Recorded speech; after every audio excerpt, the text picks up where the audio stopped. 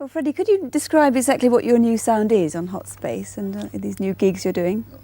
Well, it's sort of new, but I mean, it's not totally new because it started off by John writing another one, Bites the Dust, which was on the previous album, and I think since then we sort of decided that we'd sort of carry on with that kind of sound. It's basically sort of me. I mean, it doesn't really travel through the group that way. It's sort of, we have individual approaches, really. I sort of opted out for that kind of sound, but if you ask the others, I mean, they probably have. Yes, you could have gone for a sort of heavy metal approach or something more obvious, but this seemed like a sort of new direction for us and keep things interesting for us. So you're not putting it into any kind of category, you just... Hopefully not. No, Yeah. no. I mean, because on our album we still have lots of different types of music within the, within the spectrum of one album.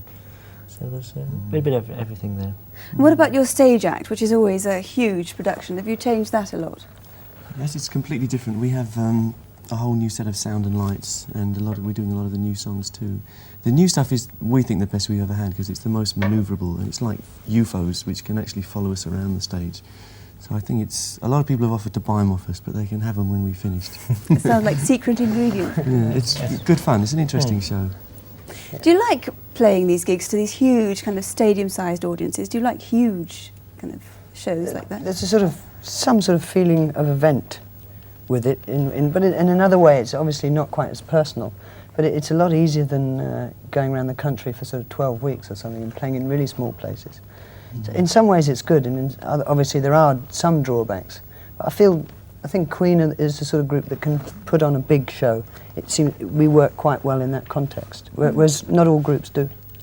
And not all groups manage themselves by any means. I wondered if the fact that you manage yourselves and you have your own recording studios and your own companies and things, is that why you've managed to stay very steadily on the top for the last 10 years without really having to compromise?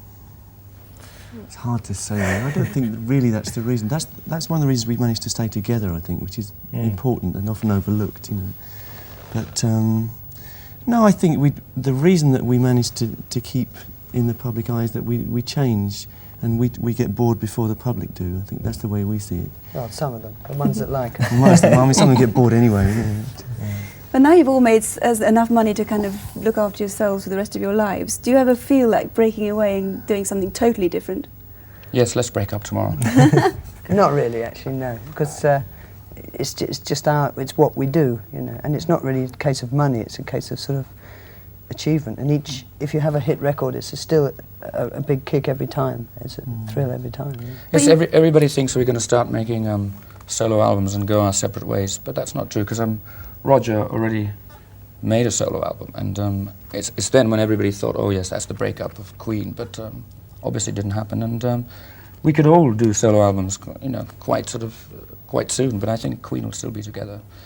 The moment that we find that there's nothing else to do within Queen, then we'll think differently. Yeah. It seems that the big simple secret is to really stay the same people, stay together, but keep changing within that sort of format, really. Well, you've all got university degrees, so I think you ought to get a proper job one day. But meanwhile, I think it's great. Sounds like my mum. Lots of luck to you, and thanks very much for coming. Thank you. Thanks.